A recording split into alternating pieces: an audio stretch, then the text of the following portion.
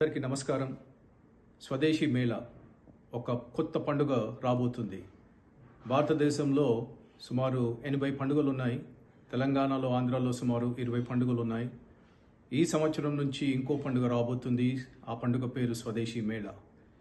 స్వదేశీ మేళా అక్టోబర్ 23 నుంచి 27 వరకు నెక్లెస్ రోడ్లో పీపుల్స్ ప్లాజాలో నిర్వహించబడుతుంది.